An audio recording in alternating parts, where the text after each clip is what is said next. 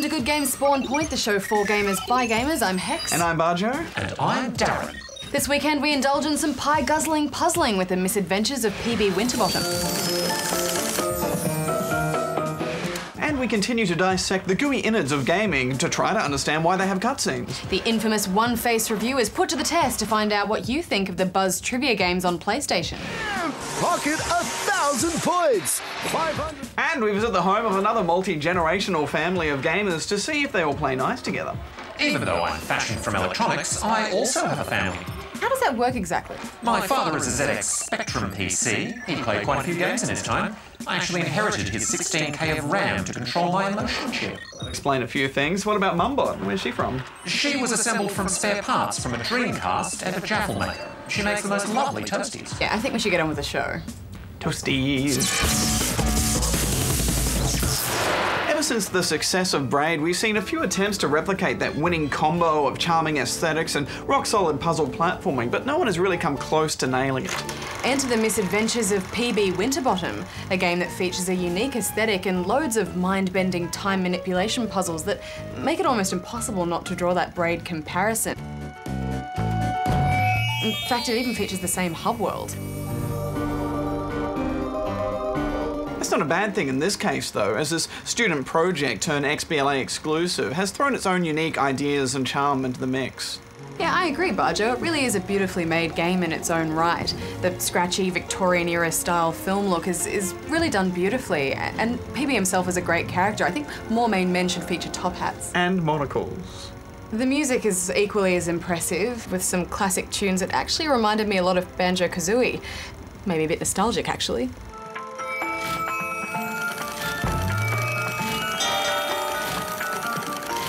It's that age-old story, man loves pie, pie flies away, man wrecks space-time continuum in pursuit of flying pie, pie in turn wrecks space-time continuum to teach man a lesson.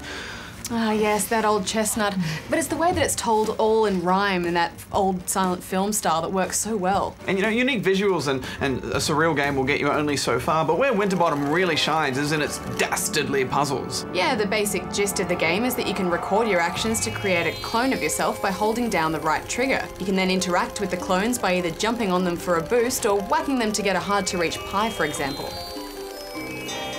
It gets complicated very quickly as you have to start dealing with multiple clones of yourself, so it's a good thing the game eases you into all of Winterbottom's new control powers. At first you might think the game is a little bit easy, but then it just adds new elements to keep the gameplay fresh, and hex, some of these puzzles were a recipe for brain pain. Yeah, but it hurts so good. Most of the puzzles are contained within a single screen, so you can almost always see exactly what you've got to do. Well, what you're supposed to do anyway. Most of the puzzles I was just staring at it for 10 minutes trying to visualize how I could solve it. Eventually though, it just clicks and you experience plenty of those aha moments as you play through. It really is a great little game, Badge. Yeah, do yourself a favour and don't look at any guides. It's just much more rewarding to work it out yourself. And when you complete the game, which depending on your Time Lord skills may only take you a few hours, it unlocks a whole bunch of challenge modes for each of the 5 worlds. And some of these have just ridiculous time and recording limits. My only real gripe here is that I wish there were some more crazy puzzles. Most of the story levels only ever let you record one set of actions.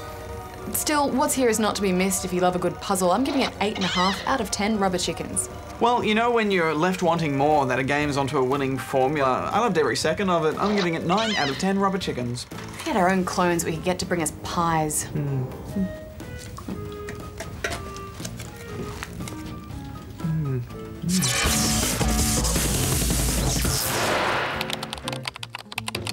Alright, it's time again to delve into the mailbox of 1,000 questions. What's our first, Hex? It's Sean from Sydney. In Super Smash Bros. Brawl, how do you get Snake into a box? Well, Sean, there's 3 variations of the box move, and pulling off each one depends on what controller you're using. If you've just got the Wiimote held sideways, you just need to press A, or sideways or down on the D-pad plus A for some box action. Or if you're using the nunchuck and the Wiimote, then you've got to press either the 1 or 2 buttons, or both together for boxy goodness. Or if you're using the classic or GameCube controllers, then you can just press any direction on the D-pad, and you'll be in Box City.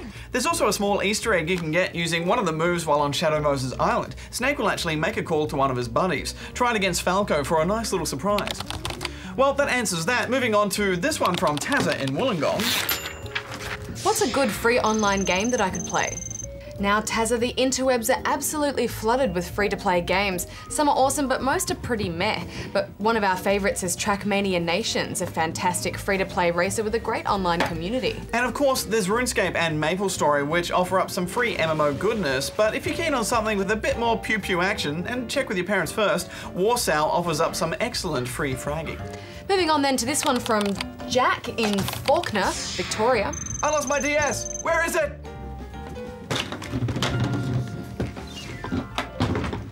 Oh, hang on. You got it? No, batteries. Well, where did you have it last? Have you looked behind the cushions and the couch? Is it in your other pants?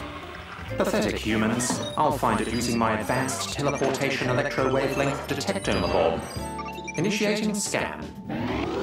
Good luck, Darren!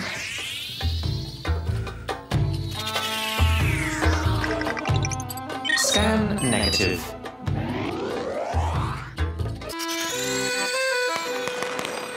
Scan negative. Electro wavelengths detected. DS location verified. Jack, your DS is on the moon. I say again, your DS is on the moon. Oh, thanks, Darren. Well, that's all the time we have for this week. As always, if you've got a question bugging you, jump on here and bug it with us.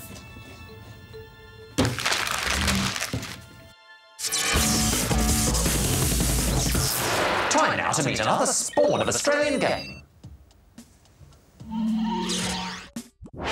Hi, my name is Matthew and this is my dad, Tony. And we play games together. Come on, mate, see what you can do. See what you can do. Another goal!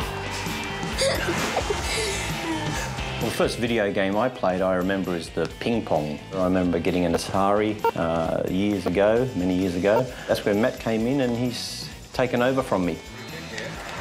I first started playing video games when I was 5. The first game I ever played was FIFA. It was good, but really hard, because that was my first game I ever played. I like to play video games with my dad because it's fun. It's nice at the beginning, but when it gets to the end, it gets quite competitive. Very competitive. See what you can do now, mate, huh? Huh? Where are you now? Huh? Okay, you're back. Often after we're playing a sport on the video game, where he usually thrashes me, we get outside and kick a ball around where I can sometimes get my revenge on him. I also love music, and I'm currently playing guitar in a band, which brought us to getting Rock Band.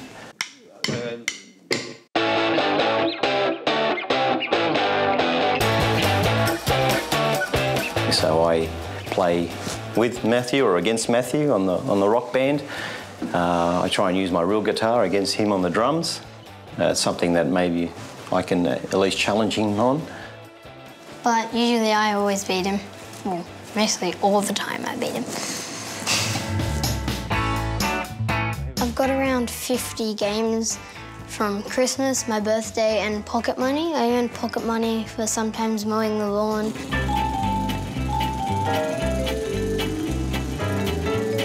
Earning all that pocket money was hard work, but worth it because I got really cool games. My other favourite game was Civilization Revolution. I think that was one of my first games on my PS3. Civilization is a good game because you learn geography and strategy. I learned a lot of the ancient empires and what type of area they rule and all the cities. If you could bring some of that gaming to his doing his homework, that would be excellent, wouldn't it, Matthew? Yeah. Oh, that was a foul. That wasn't fair. I do think that gaming has brought me and my dad closer together, and I think I will keep on playing games until I get bored of it.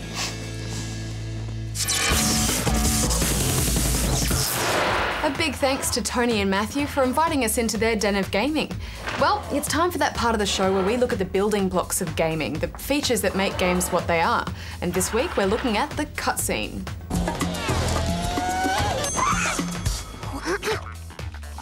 Now, Darren, gaming is all about control. Making your character run and jump, navigating a fighter jet through unfriendly skies. Gaming is power and discovery, but most of all gaming is about control, so why would a game make us put the controller down to sit through a cutscene? Cutscenes are not about giving up control. They exist to help tell a story.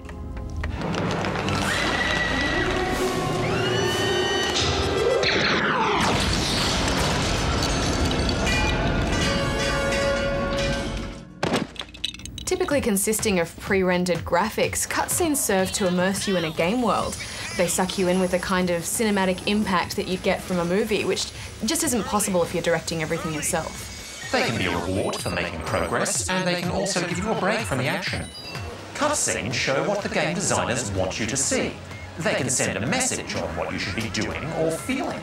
Cutscenes make an impact, like an exclamation mark at the end of a sentence. They're also really cool. There's nothing like getting to the end of a level and having the next part of the story revealed to you like the wrapping coming off the best present under the Chrissy tree. Now I've got you. It can't be. You're Caden's son. Forgive me. General Alistair Azimuth, Forbolt Magistrate of the Lombax Praetorian Guard, Elder Councilman for the Center for Advanced Lombax Research, and you, my dear boy, look just like your father. Cutscenes have actually been around forever. There were some early examples in Pac-Man. When it hit arcades 30 years ago, it showed you a little cutscene every few levels so that you could chill for a bit. They were considered funny. At the time. Well, things have come a long way since then. When CD-ROMs first arrived in the 90s, game designers were suddenly free to bung in as much movie-quality cutscene content as they wanted.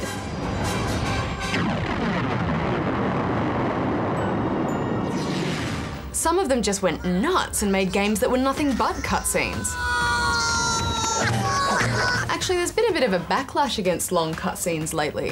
Backlash.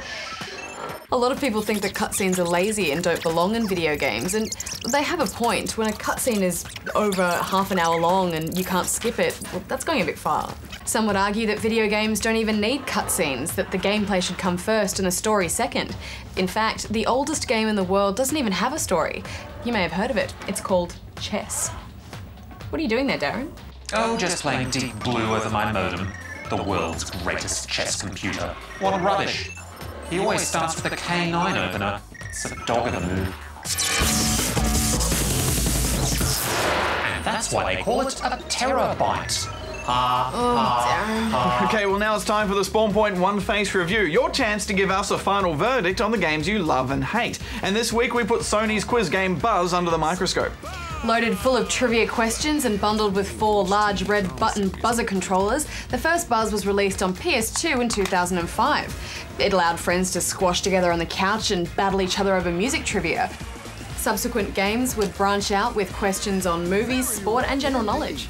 The voice of the virtual host, Buzz, is none other than Australian actor Jason Donovan. Banjo Patterson, AC/DC, Jason Donovan, all great Aussies. Well, there's one question that Buzz has failed to answer, and that's whether it totally sucks or not. So, to the Askatron machine. That's you, Darren. Affirmative. Booting up photo processing parameters. Scanning thumb angles. Scanning thumb angles. I have reached a conclusion. The viewer verdict on Buzz is awesome. Oh, I'm a bit surprised by that result, but we all know robots don't lie.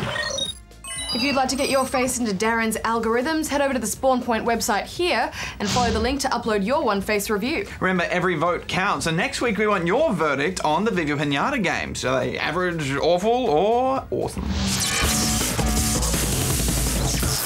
Well, time's up for another week, gamers. But we will return next weekend for more gaming goodness. We indulge in some city building with Anno 1404 Venice. And crime solving in Miles Edgeworth Ace Attorney.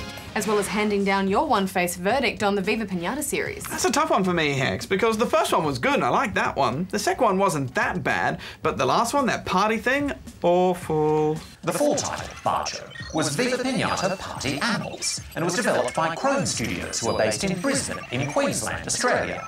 Longitude 153.033432, latitude -27.48251. Crone has been responsible for many games, including Ty the Tasmanian Tiger, released 2002, which featured Ty, a Tasmanian tiger, and his sidekick, Shazza, a dingo, who runs a health farm for out-of-shape emus. Growing Studios was founded by Steam Stamiel artist and John Passfield, who made independent comic books.